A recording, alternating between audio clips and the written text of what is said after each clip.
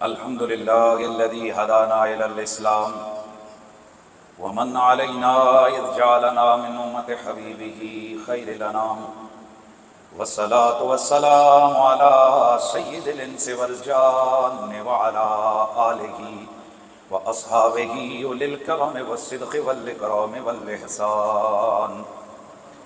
أما بعد فأعوذ بالله السميع العليم من الشيطان الرجيم.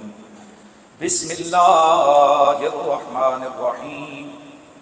ادع إلى سبيل ربك بالحكمة والموعظة الحسنة وجادلهم بالتي هي أحسن إن ربك هو أعلم بمن ضل عن سبيله وهو أعلم بالمهتدين. درود و سلام آواز بلند پڑھ لیجیے. الصلاۃ والسلام علیک یا سیدی یا رسول اللہ وعلی آلک واصحابک یا سیدی یا حبیب اللہ. الصلاۃ والسلام علیک یا جد الحسن والحسین وعلی آلک واصحابک یا مولانا ومولا الثقلین. تو راز کن فکاں ہے اپنی آنکھوں پر عیاں ہو جا. خودی کا رازداں ہو جا خدا کا ترجمان ہو جا. ہوس نے کر دیا ہے ٹکڑے ٹکڑے نوع انسان کو. ہوس نے کر دیا ہے ٹکڑے ٹکڑے نوع انسان کو. اخوت کا بیاں ہو جا محبت کی زبان ہو جا. اخوت کا بیاں ہو جا محبت کی زبان ہو جا. بعد از حمد و صلات لائق تعظیم و تکریم جمیع حاضرین و سامعین، السلام علیکم ورحمۃ اللہ تعالی وبرکاتہ. برادران اسلام، دین ایک مکمل ضابطۂ حیات ہے.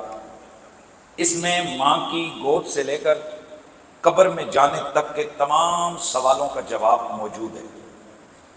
ہر دور کے حساب سے ایسے جامع اور واضح قوانین اسلام نے مقرر کیے ہیں کہ بے شک آج سے 1000 سال بعد بھی کسی کے ذہن میں کوئی سوال اٹھے گا اس کا جواب اسلام دے گا. آج سے سینکڑوں سال قبل ہمارے نبی نے جو احکام بیان کیے، بظاہر وہ ایک خاص قسم کا معاشرہ تھا عرب کا.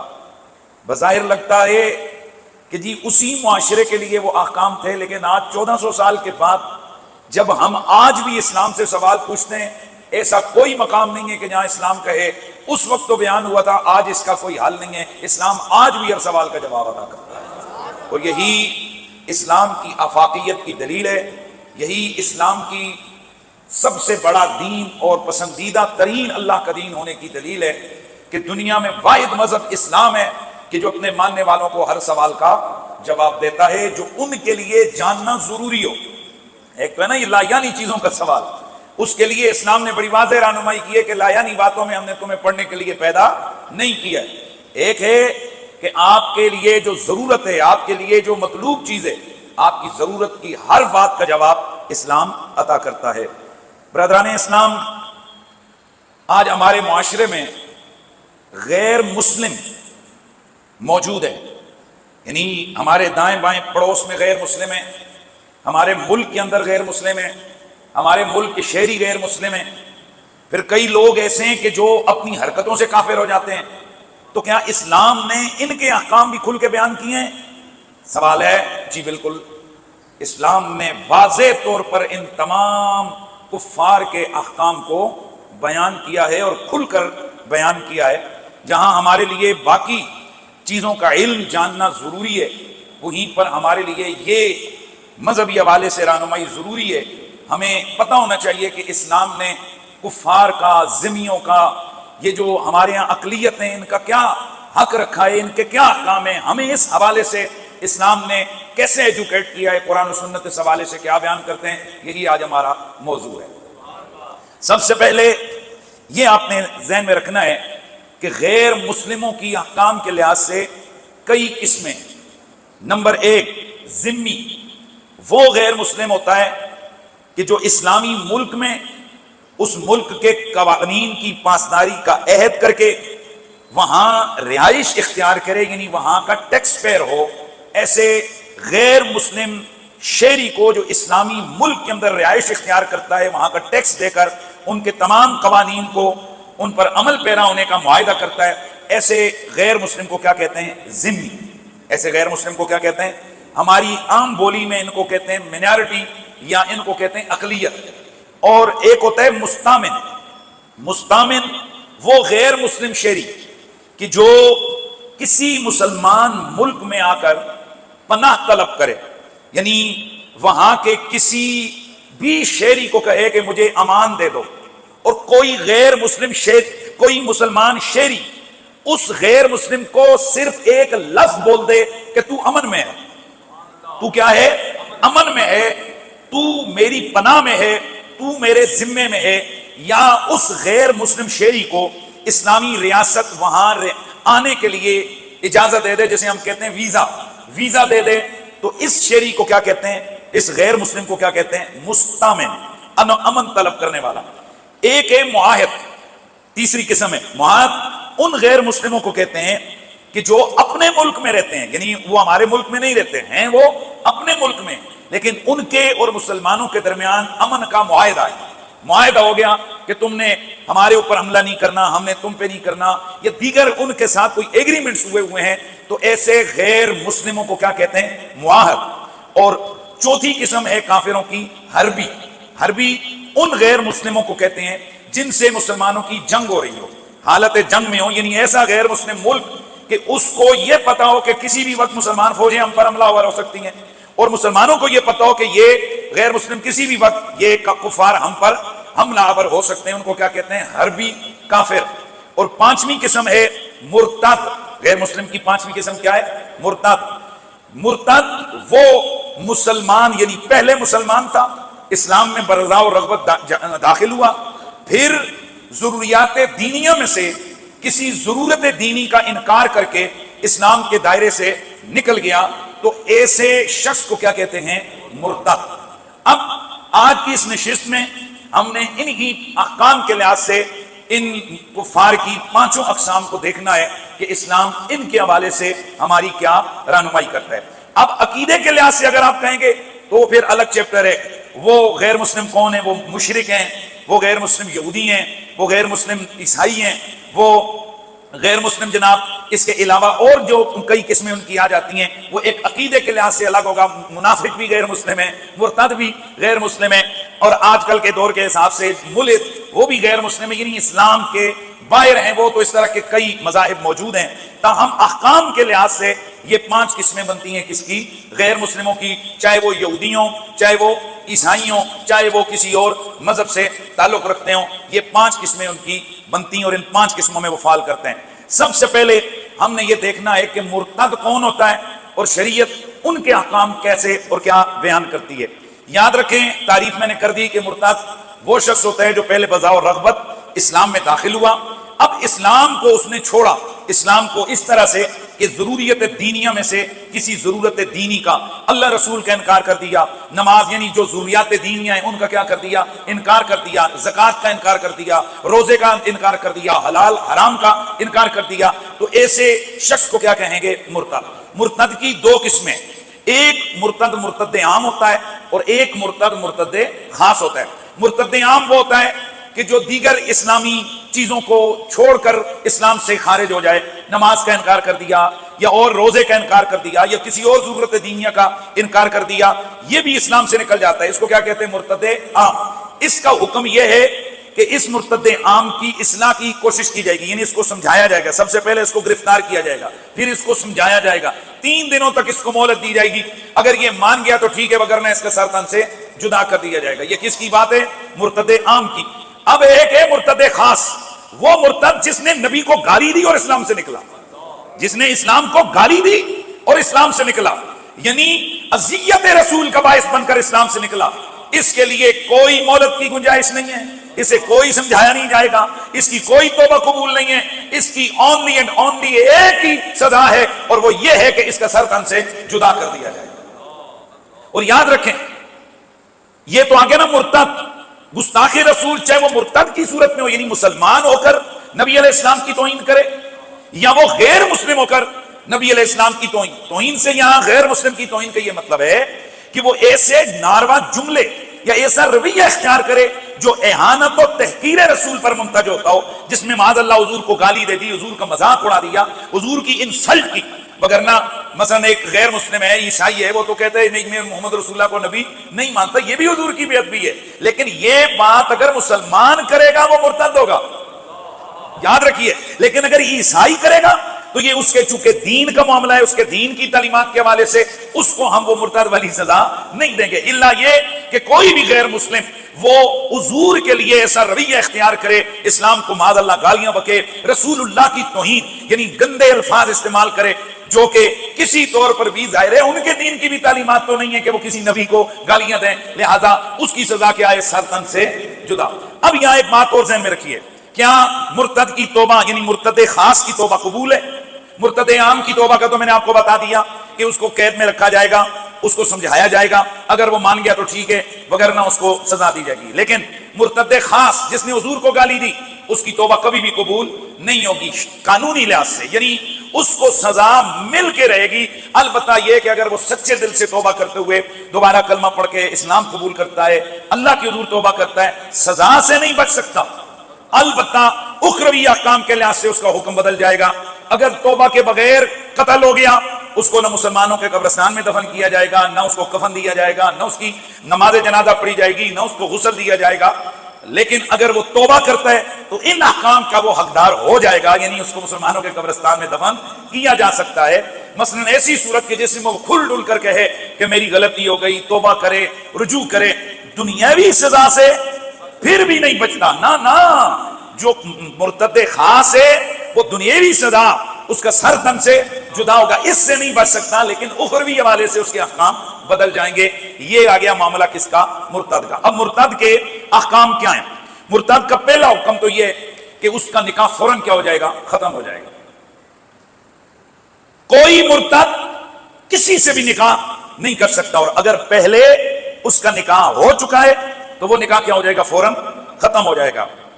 نمبر 2، مرتد کا وارث کوئی بھی نہیں ہے، نہ یہ کسی کا وارث ہے، یعنی اس کی پراپرٹی بھی کسی کو نہیں ملے گی، اور اس کو بھی اپنے جو اس کے عزیز رشتہ دار فوت ہو جائیں، والد فوت ہو جائے تو ان کی پراپرٹی میں سے حصہ نہیں ملے گا، بلکہ مرتد کی ٹوٹل اینڈ ٹوٹل پراپرٹی ریاست کے کنٹرول میں آ جائے گی، جس کو بیت المال میں داخل کر دیا جائے گا۔ یہ تیسرا حکم کہ مرتد سے بچوں کو بھی چھین لیا جائے گا۔ کیا بولا؟ مرتد کے جو بچے ہیں ان کی پرورش کا حق بھی مرتد سے چھن جائے گا، یعنی بچوں کی پرورش بھی وہ نہیں کر سکتا۔ اس کی وجہ کیا ہے کہ یہ ان کے بچوں کے دین کو بھی کیا کرے گا؟ خراب کرے گا، اس لیے وہ بچے بھی اسلامی ریاست کی کسٹڈی میں چلے جائیں گے۔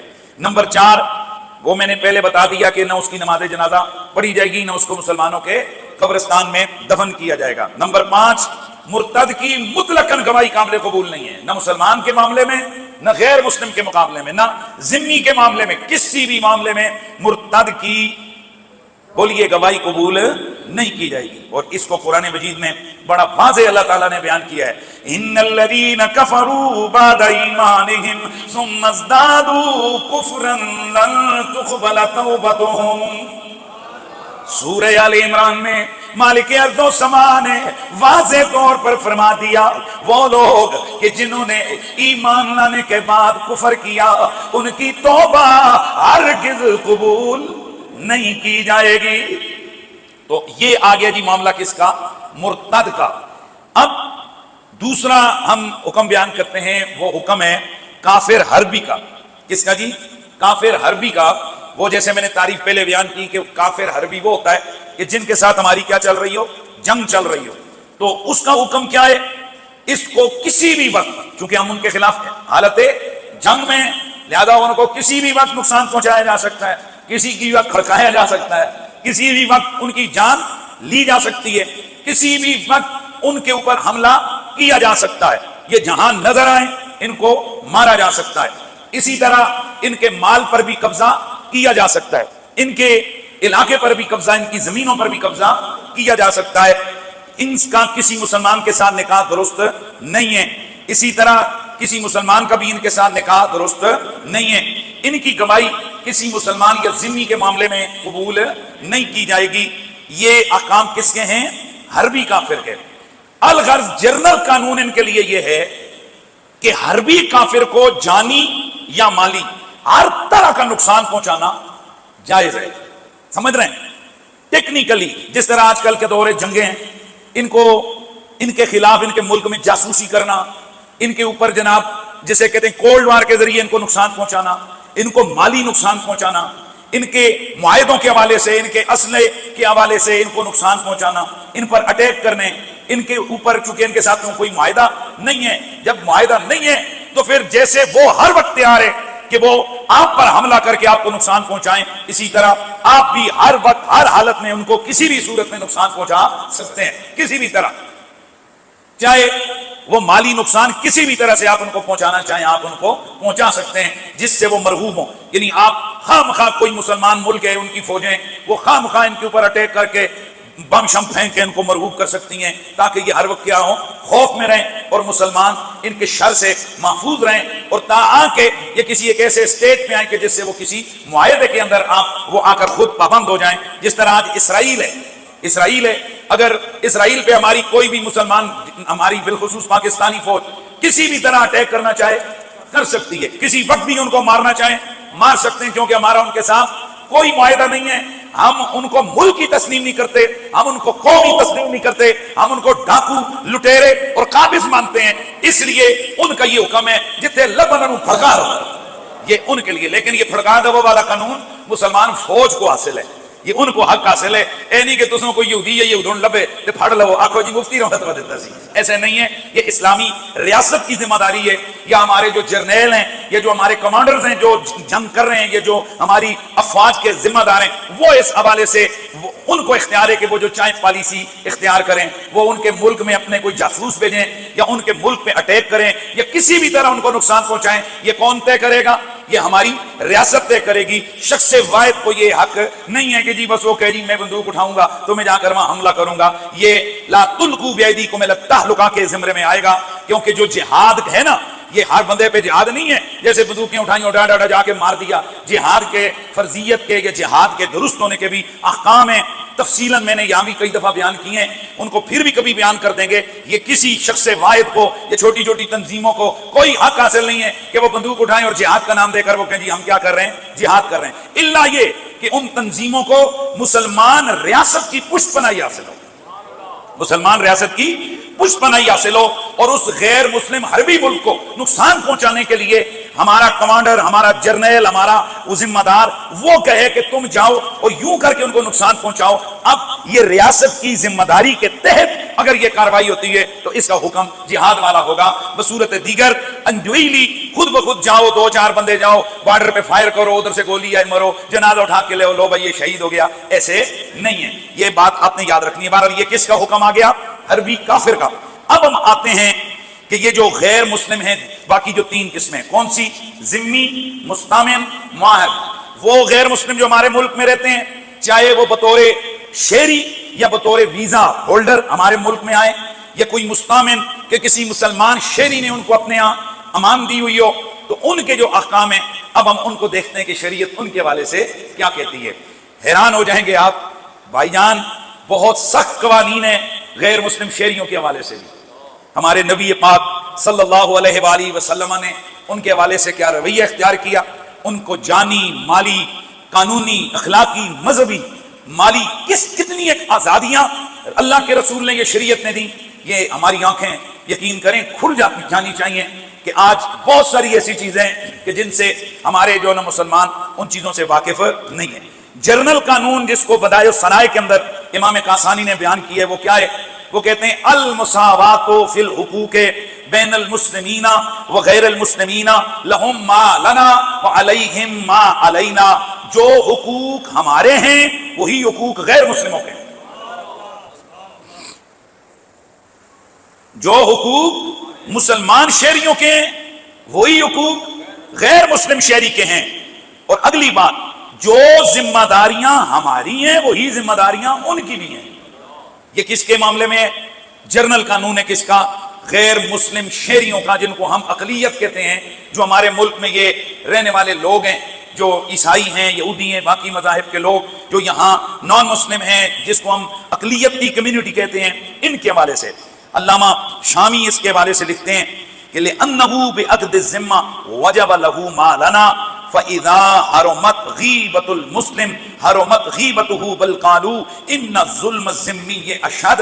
علامہ شامی آپ رد المختار کے اندر آپ لکھتے ہیں، فرماتے ہیں کہ کیونکہ یہ جب ہمارے ذمے میں آ گئے، یعنی اسلامی ریاست کی چھتری کے نیچے آ گئے، تو اب وجب لہو ما لنا، جو ہمیں حاصل ہے وہ انہیں حاصل ہے۔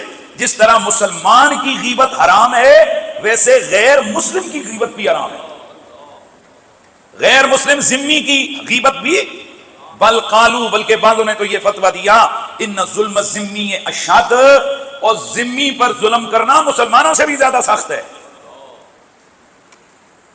در مختار میں ہے وَيَجِبُ كَفُّ الْأَذَىٰ عَنْهُ وَتَحْرُمُ غِيبَتُهُ كَالْمُسْلِمِ، واجب ہے کہ ان کو اذیت نہ دی جائے اور ان سے ہاتھ کو روکا جائے، اور ان کی غیبت اسی طرح حرام ہے جیسے مسلمان کی غیبت حرام ہے۔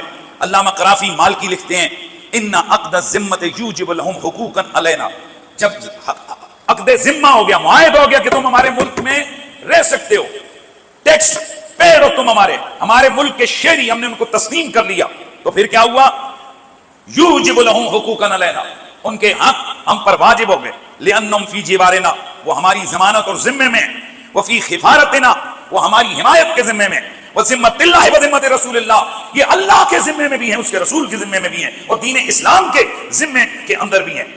فمن اعتدى علیہم ولو بکلمۃ سوء او غیبہ، جس نے غیر مسلم شہریوں پر زیادتی کی، چاہے وہ بری گالی دے کر کی یا غیبت کر کے کی، فقد ضیع ذمۃ اللہ و ذمۃ رسولہ، تو اس ذمۃ اللہ و ذمۃ رسولہ و ذمۃ دین الاسلام، تو اس نے اللہ کے ذمے کو توڑا، اللہ کے رسول کے ذمے کو توڑا، اس نے اسلام کے ذمے کو توڑا، کیونکہ اس کو امان قرآن نے دی تھی، اس کو امان خدا اور رسول کے احکام نے دی تھی۔ اب کوئی مسلم ان کے ساتھ زیادتی کرتا ہے، گویا اس نے اللہ کا حق مارا، اس کے رسول کا حق مارا ہے۔ ان کا کتنا بڑا معاملہ ہے، یہ روایت آپ پڑھیں گے تو آپ حیران ہو جائیں گے۔ اللہ کے نبی نے فرمایا، ابو داؤد شریف کی حدیث ہے، الا من ظلم معاہدا او انتقصه او کلفه فوق طاقته او اخذ منه شيئا بغیر طیب نفس فانا حجیجه یوم القیامہ۔ حضور فرماتے ہیں جس نے کسی ذمی معاہد، اس میں وہی تینوں قسمیں آ گئیں، معاہد، ذمی، مستامن، ان میں سے کسی پر ظلم کیا، اس کا مال ہڑپ کیا، یا طاقت سے زیادہ اس پر بوجھ ڈالا، یا اس سے کوئی چیز اس کی مرضی کے بغیر ہتھیائی، آقا فرماتے ہیں فانا حجیجہ یوم القیامہ، قیامت والے دن اللہ کی عدالت میں وکیل بن کر اس کا مقدمہ لڑوں گا۔ اس غیر مسلم شہری کے طرف سے میں اس مسلمان کے خلاف کیا کروں گا؟ وکیل بن کر اللہ کی عدالت میں مقدمہ لڑوں گا۔ ہے پوری دنیا میں کہیں ایسی مثال کہ کسی دوسرے مذہب والے کے حق کا اتنا بڑا خیال رکھا گیا؟ آج غیر مسلموں کو شاید پتہ نہیں ہے کہ اسلام نے کیا کیا احکام بیان کیے ہیں۔ ایک اور حدیث کے اندر نبی پاک صلی اللہ علیہ وآلہ وسلم کی ایک روایت ہے، اور آپ اس کو سن کر آپ حیران ہو جائیں گے۔ اللہ کے نبی صلی اللہ علیہ وآلہ وسلم آپ نے فرمایا، الا وانی احرم علیکم اموال المعاہدین بغیر حقها، آگاہ رہو میں محمد نے تم پر معاہدین ذمیوں کے اموال کو حرام کر دیا ہے حق کے بغیر۔ خیبر کے موقع پر اللہ کے نبی نے فرمایا، وَأَنَّ اللَّهَ لَمْ يُحِلَّ لَكُمْ أَن تَدْخُلُوا بَيُوتَ أَهْلِ الْكِتَابِ، اللہ کے نبی نے فرمایا او مسلمانوں، اللہ وحدہ لا شریک نے تم پر حرام کر دیا ہے کہ تم پر حرام کر دیا ہے، لم یحل لکم، تم پر حلال نہیں کیا گیا ہے، ان تدخلوا بیوت اہل الکتاب، کہ تم ان اہل کتاب کے گھروں میں داخل ہو جاؤ، الا باذن، ہاں اگر کوئی اجازت دے تو پھر ان کے گھروں میں داخل ہو سکتے ہو، ولا ضرب نسائم ولا ضرب نسائم ولا اکل ثمارہم، نہ ان کی عورتوں کو مارنا تمہارے لیے حلال ہے، نہ ان کے باغوں کو، ان کے پھلوں کو توڑ کے کھانا تمہارے لیے حلال ہے۔ برادران اسلام، اللہ کا نبی صلی اللہ علیہ وآلہ وسلم آپ کس قدر ان معاملات کے اندر، آپ کس قدر ان معاملات میں سختی آپ نے فرمائی ہے۔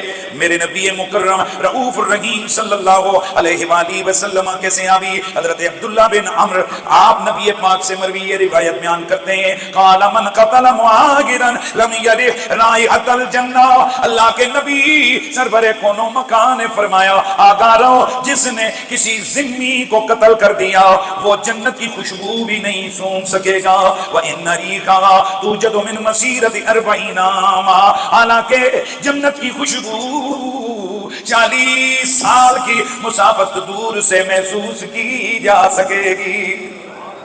یہ بخاری کی روایت تھی۔ اب ایک اور نسائی کی روایت ہے، میرے نبی مکرم نے فرمایا من قتل رجلا من اہل الذمہ، اور جس نے کسی ذمی بندے کو قتل کیا، لم یجد ریح الجنت، وہ جنت کی خوشبو بھی نہیں پائے گا، وان ریحھا لیوجد من مسیرۃ 70 عاما، حالانکہ جنت کی خوشبو 70 برس کی مسافت سے سونگھی جا سکے گی۔ ایک اور حدیث ہے ترمذی ابن ماجہ کے اندر موجود ہے، بیہقی اور مستدرک کے اندر موجود ہے، اللہ کے نبی نے فرمایا الا من قتل نفسا معاہدا لہ ذمۃ اللہ و ذمۃ رسولہ، آگاہ رہو جس بندے نے کسی ذمی کو کہ جو اللہ رسول کے ذمے میں آ گیا اس کو قتل کیا، فقد اخفر بذمۃ اللہ فلا یرى رائحۃ الجنۃ وان ریحھا لیوجد من مسیرۃ 70 خریفا، اللہ کے نبی نے فرمایا اور جس نے اسے قتل کیا اس نے اللہ کے ذمے کو توڑا، وہ جنت کی خوشبو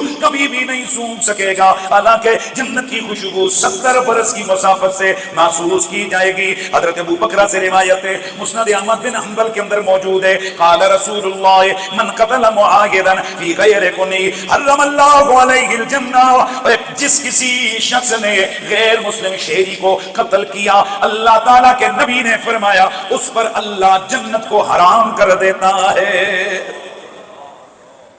تو ذمی کی جان کی حفاظت بھی ریاست اسلامی کے ذمے، اور اس غیر مسلم شہری کے مال کی حفاظت بھی اسلامی ریاست کے ذمے کے اندر ہے۔ اور یاد رکھیے ایک مسئلہ یہاں پر اور بھی ذہن میں رکھنا ہے، حدیث سنیں اور آپ حیران ہو جائیں گے اللہ کے نبی نے کتنی سختی کی۔ عامر بن قلیب ایک انصاری صحابی کے حوالے سے روایت کرتے ہیں، فرماتے ہیں کہ بیہقی کے اندر یہ حدیث ہے، ہم ایک سفر میں حضور کے ساتھ نکلے، راستے میں پہنچے کھانا ختم ہو گیا، مجاہدین بھوکے پیاسے، سفر بڑا طویل ہے، صحابی فرماتے ہیں راستے کے اندر غیر مسلموں کی بستی آ گئی، ان کی بکریاں چرتی نظر آئیں، مجاہدین دوڑے یہ سوچ کر کہ ہمارے ملک کے شہری ہیں، غیر مسلم نے ان کی بکریوں کو پکڑا، ذبح کیا، ان کو ہانڈیوں میں ڈال کر پکانا شروع کر دیا۔ صحابی فرماتے ہیں ہم ٹیک لگا کر ہانڈی ابلنے کا انتظار کرنے لگے، اتنے میں اللہ کے نبی ہاتھ میں کمان پکڑے ہوئے آئے، اس سے ٹیک لگاتے ہوئے آئے۔ اللہ کے نبی کو پتہ لگا کہ انہوں نے ادھر سے بکریاں پکڑی ہیں، انہیں ذبح کر کے انہوں نے یہاں ہانڈیاں چڑھائی ہیں۔ دوستو غور کرو، حالت جنگ، بھوک پیاس مشکل ہے مجاہدین کے لیے، عام بھی جنگی حالات کے اندر احکام بدل جایا کرتے ہیں، لیکن غیر مسلموں کے مال کو اللہ کے نبی نے کتنا پروٹیکٹ کیا ہے۔ اللہ کے نبی آئے، انہوں نے آ کر اسی کمان کے ساتھ ہانڈیوں کو چولہوں سے گرانا شروع کر دیا۔ صحابی کہتے ہیں فَأَطْفَى قُدُورَنَا بِقَوْسِهِ ثُمَّ جَعَلَ يُرْمِلُ اللَّحْمَ بِالتُّرَابِ، اللہ کے نبی نے ہانڈیوں کو زور زور سے مارا، چولہے سے گرایا، وہ گوشت لڑکتا ہوا ریت پر بکھر گیا۔ ثُمَّ قَالَ ان النوبۃ لیست بأحل من المیتۃ، اللہ کے نبی نے فرمایا اور یوں کسی کی بکریوں کو قبضہ کرنا یہ مردار سے زیادہ حلال نہیں ہے، یعنی نبی نے فتویٰ دے دیا حالت امن ہو یا حالت جنگ ہو، جیسے مسلمانوں کا مال حرام ہے ویسے غیر مسلموں کا مال بھی حرام ہے۔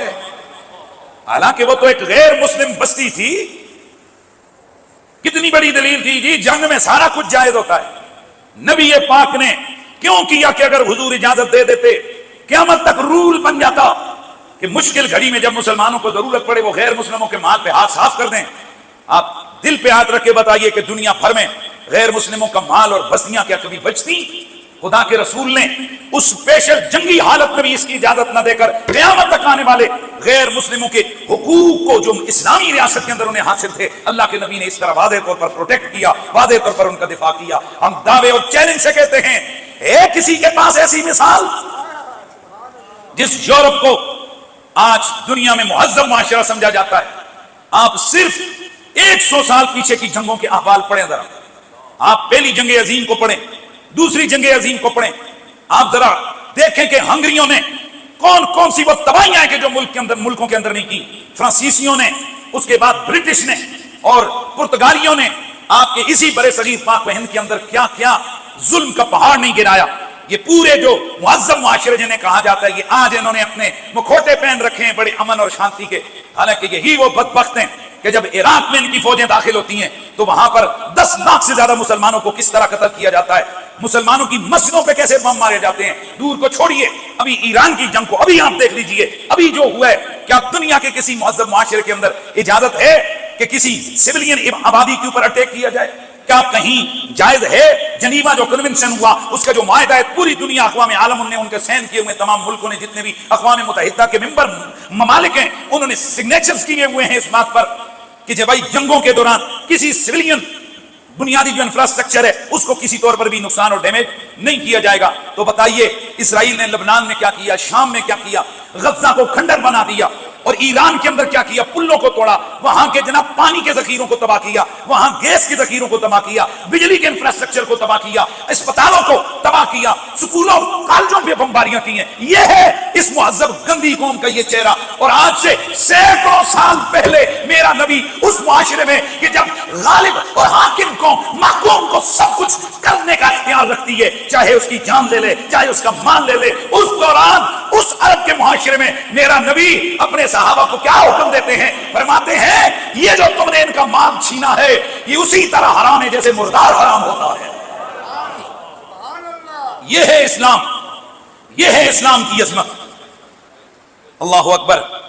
برادران اسلام، حضرت مولا علی نے فرمایا، ابن قدامہ نے اس کو لکھا ہے کہ انما بذل الجزیہ، جب غیر مسلم شہری ٹیکس دیتا ہے اسلامی ملک میں یعنی جزیہ دیتا ہے، لتکون دماؤہم کدمائنا واموالہم کاموالنا، تو پھر اس کی اس ٹیکس کی وجہ سے اس کی جان اور مال اتنا ہی محفوظ ہو جاتا ہے جتنا کسی مسلمان کا جان اور مال محفوظ ہے۔ یہ کون کہتا ہے؟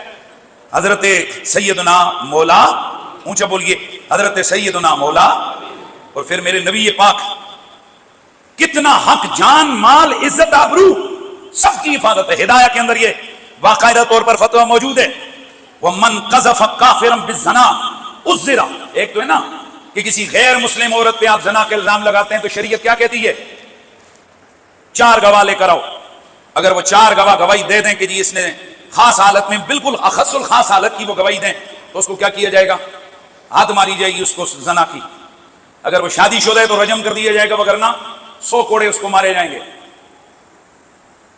4 گواہ، اور اگر 4 گواہ نہ ہو، صرف 3 ہو یا 2 ہو یا 1 ہو یا گواہ ہو ہی نہیں، اور ویسے کسی پر قذف یعنی اس پر الزام لگا دیا جائے کہ اس نے معاذ اللہ یہ بدکاری کی ہے، اسلام کہتے ہیں 80 کوڑے اس کو مارے جائیں گے، اس قذف لگانے والے، اس جو الزام لگانے والے اس پر۔ کتنے؟ اور کبھی بھی اس کی گواہی قابل قبول نہیں ہوگی۔ یہ کس کے لیے؟ کسی مسلمان عورت کے بارے میں۔ فقہ کی تمام کتابیں اٹھا کے پڑھیے، ان میں ہے اگر مسلمان عورت کی عزت محفوظ ہے تو غیر مسلم عورت کی عزت بھی محفوظ ہے. لہذا اگر کوئی شخص کسی مسلمان عورت پر یہ الزام لگاتا ہے بدکاری کا اور گواہ پیش نہیں کر سکتا، اسے بھی حد ماری جائے گی. اور اگر کوئی غیر مسلم کو اس پر الزام لگاتا ہے، اسے بھی حد ماری جائے گی، اسے بھی 80 کوڑوں کی سزا دی جائے گی. اس سے بھی آگے بڑھیے. در مختار میں ہے کہ ان شتم مسلم ذمیا عذرا. شرعی مسئلہ یہ ہے کہ اگر کوئی مسلمان کسی اور مسلمان بندے کو گالی دے تو چونکہ اس نے اس کی توہین کی ہے، حاکم وقت کی ذمہ داری ہے کہ اس کو تعزیر مارے، جتنا دل کرے اس کو پھینٹا لگائے. تعزیر، ڈنڈا لے، کوڑے لے اور اس کو مارے کہ تم نے ایک مسلمان کی عزت میں حملہ کیوں کیا ہے. اللہ اکبر. فقہ کی کتابوں میں واضح طور پر حکم اور فتویٰ موجود ہے، اگر کسی مسلمان نے کافر کو گالی دی اسے بھی تعزیر ماری جائے گی، اسے بھی کوڑوں کی سزا دی جائے گی. اس سے بھی آگے بڑھیے.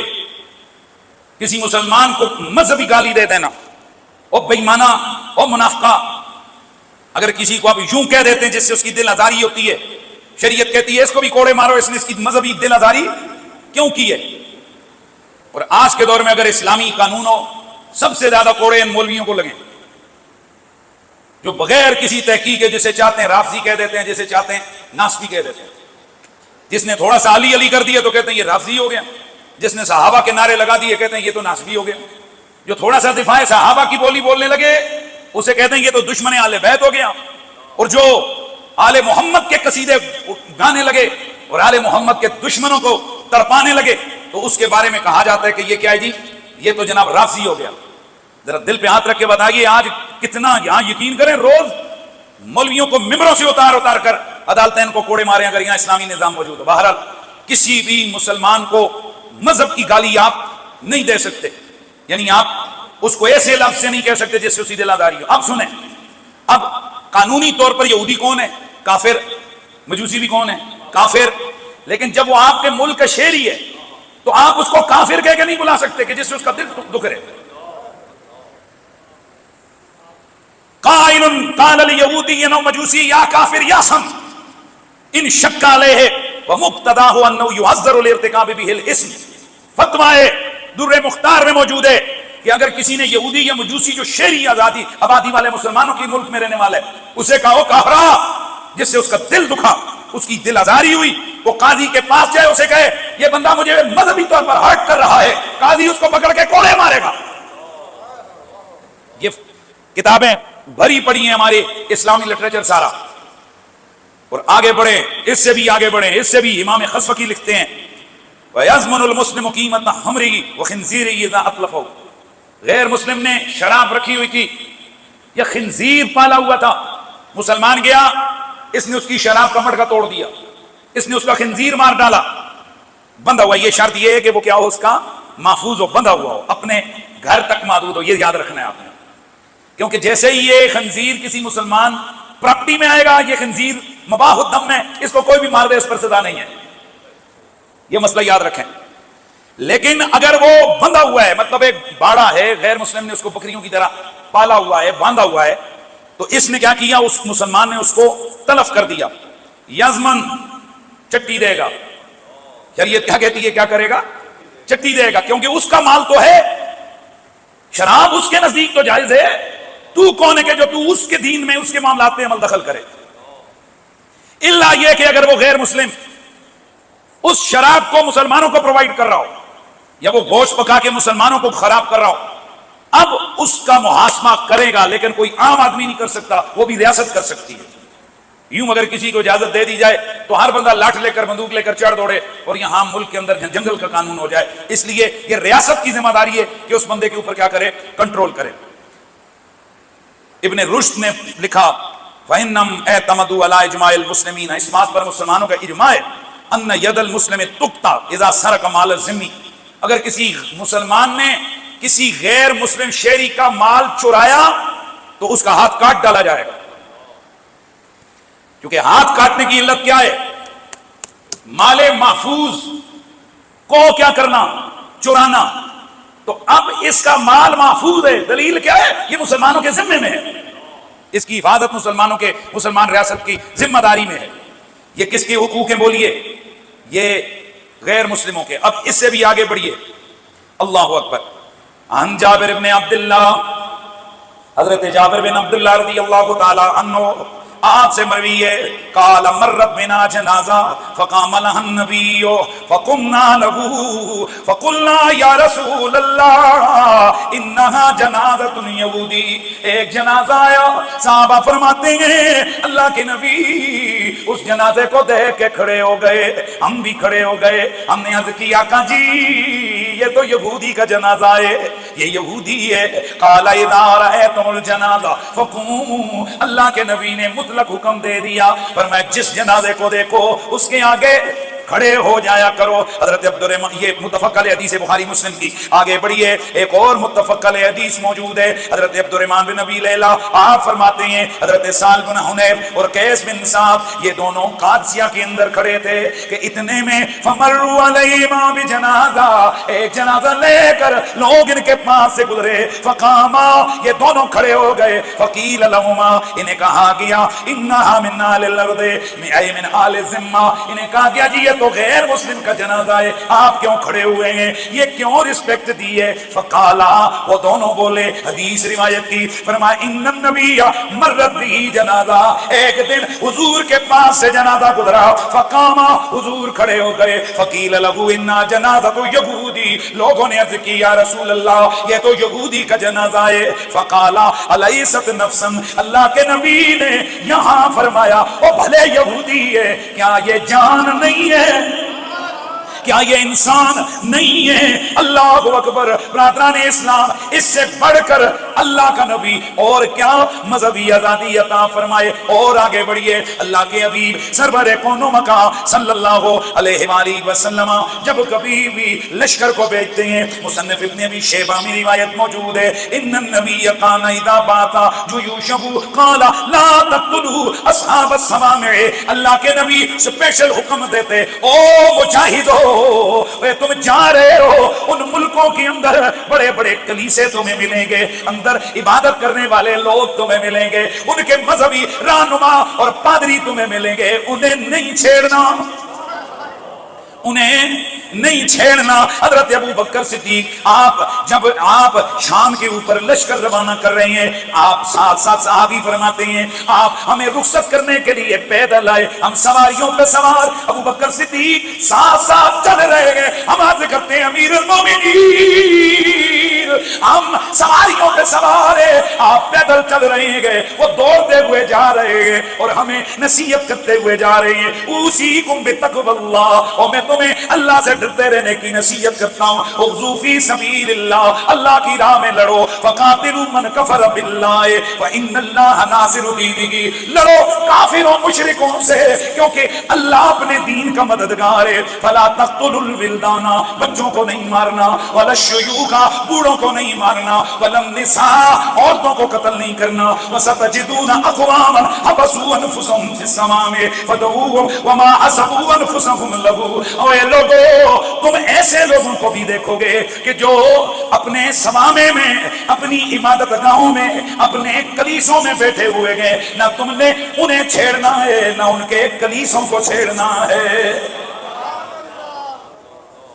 نہ پادریوں کو چھیڑنا ہے نہ ان کی عبادت گاہوں کو چھیڑنا ہے، نہ راہبوں کو قتل کرنا اور نہ ان کی عبادت گاہوں کو. اب ہم پھر آتے ہیں اور ہمیشہ کی طرح جیسے ہمارا جگہ بات تو اہل بیت کی کرتے ہیں، اختتام کی طرف ہم آتے ہیں. ہم آپ کو لے کے آئیں گے پھر مدینہ منورہ میں نجران کے عیسائی میرے نبی مکرم سے مبالہ کرنے آئے. بڑا مشہور واقعہ، اس مبالے کے وہ دوران سب آپ لوگوں کو پتا ہے کہ ان عیسائیوں نے جس گھڑی مناظرہ کیا، پھر اللہ کے نبی نے مبالے کا چیلنج دیا، اور یہ چیلنج خود نہیں دیا، اللہ نے دلوایا. اللہ کریم نے فرمایا محبوبہ قل تو کہہ دے تعالوا نرو ابنانا وابناکم ونسانا ونساکم وانفسنا وانفسکم ثم نبتہل فنجعل لعنت اللہ علی الکاذبین.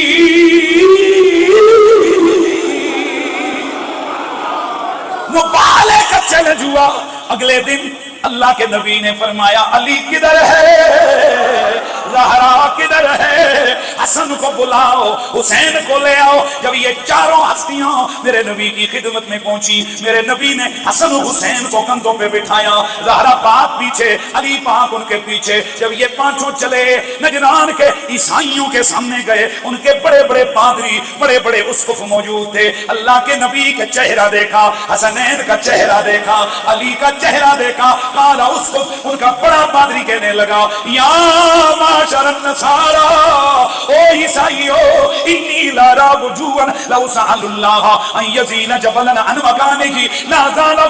او میں وہ چہرے دیکھ رہا ہوں کہ اگر انہوں نے اللہ کے آگے دعا کی، یہ وہ ہیں کہ پہاڑ ٹلنے کی دعا مانگے، پہاڑ اپنی جگہ سے ہٹ جائیں گے۔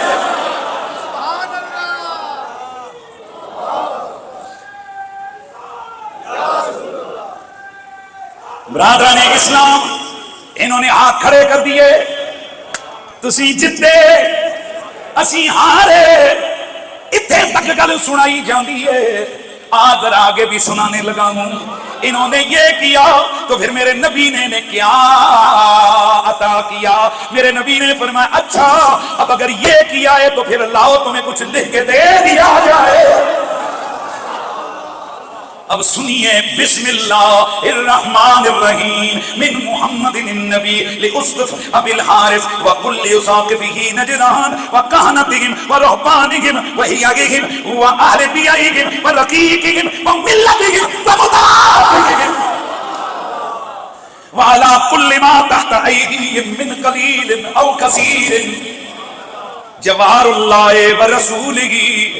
دوستو ذرا سننا، اللہ کے نبی نے تحریر لکھوائی، فرمایا یہ معاہدہ، یہ تحریر محمد الرسول اللہ کی طرف سے، یہ ابو الحارث جو بڑا ان کا پادری ہے اور جتنے بھی نجران کے پادری ہیں ان کے لیے یہ ضمانت ہے، یہ ان کے لیے چٹ ہے، یہ ان کے لیے سند ہے، ان کے مذہبی رہنماؤں، ان کے پادریوں، ان کے کلیسے میں رہنے والوں، ان کے غلاموں، ان کے ماتحتوں، ان کی ملت والوں کے لیے یہ لکھا ہوا ہے والا کل ما تقاعدی، اور جو ان کے ماتحت ہیں، چاہے تھوڑے ہیں چاہے زیادہ ہیں، ان کے لیے کیا ہے؟ جوار اللہ و رسولہ، اللہ اور اس کے رسول کی انہیں ضمانت دی جاتی ہے۔ لا یغیر اسقف من اسقفہ من اسقفتہ، کسی پادری کو اس کے عہدے سے نہیں ہٹایا جائے گا، کسی ولا راہب من رہبانیتہ، کسی راہب کو اس کی رہبانیت سے نہیں ہٹایا جائے گا، اور کسی کاہن کو اس کی کہانت سے نہیں ہٹایا جائے گا، اور کسی کا حق نہیں مارا جائے گا، اور کسی کا عہدہ اور اختیار ختم نہیں کیا جائے گا، ولا مما کانوا علیہ، ان کے کسی معاملے میں دخل اندازی نہیں کی جائے گی۔ الا ذالک جوار اللہ و رسولہ ابدا ابدا ابدا ما نسخ اللہ واسلقوا علیہم غیر مسقلین بظلم ولا ظالمین۔ یہ گارنٹی اللہ رسول کی ہے، کب کے لیے؟ ایک دن 10 دنوں کے لیے نہیں، ہمیشہ ہمیشہ کے لیے ہے، جب تک یہ اللہ رسول کے احکام کے پابند رہیں گے، پابندی کریں گے، اور یہ کسی ظلم کا ساتھ نہیں دیں گے، ظالموں کا ساتھ نہیں دیں گے۔ تو پھر انہیں کیا ملا؟ اوہ اللہ کے بندو، اللہ کے نبی نے خیرات جو دی ہے، اس خیرات کو ذرا غور سے پڑھو تو سنو، صبح قیامت تک کے لیے اللہ نے انہیں مذہبی آزادی عطا فرما دی ہے۔ کیا کیا جی؟ قیامت تک کے لیے مذہبی آزادی عطا فرما دی اللہ تبارک و تعالیٰ نے۔ اللہ کریم، بس یہاں سے اور بھی بہت سارے احکام ہیں، لیکن یہاں سے اتنا پتہ تو چلا کہ جو اقلیتیں ہوتی ہیں ان کے بھی اسلامی ریاست میں وہی حقوق ہیں جو مسلمانوں کے ہیں۔ اگر یہ کسی مسلمان جیسے مسلمان کو قتل کرے ویسے اس کی سزا موت ہے، یعنی اس پہ لگے گی، حد لگے گی، اس پہ قصاص آئے گا۔ اسی طرح ذمی کو قتل کرنے والے کا بھی یہی ہوگا، یعنی تمام احکام کیا ہیں وہ ان کے حوالے سے ایک جیسے ہیں، برابر ہیں۔ تو یہاں سے جو ہمارے نوجوان دوست ہیں ان کو سمجھ آ جانی چاہیے کہ اسلام ہر حوالے سے ہماری رہنمائی کرتا ہے، اور اسلام نے غیر مسلموں کے حقوق کو بھی بیان کیا ہے۔ وہ الگ بات ہے کہ ہمارے محراب و منبر سے چونکہ کبھی میلاد اور معراج 2-4 موضوعات ہوتے ہیں، ان سے آگے پیچھے ہم ہٹتے نہیں ہیں، پھر ہمارے لوگ ایجوکیٹ نہیں ہوتے، جب ایجوکیٹ نہیں ہوتے ہیں پھر ان کو خراب کر دیا جاتا ہے، ان کے دماغوں کو جناب وہ مقدور کر دیا جاتا ہے۔ تاہم جب اس طرح سے آپ وسیع انداز سے آپ دینی معلومات رکھیں گے تو آپ ہمیشہ اسلام کے محافظ رہیں گے، اسلام کی محبت آپ کے دلوں سے کوئی نکال نہیں سکے گا۔ وآخر دعوانا ان الحمدللہ رب العالمین۔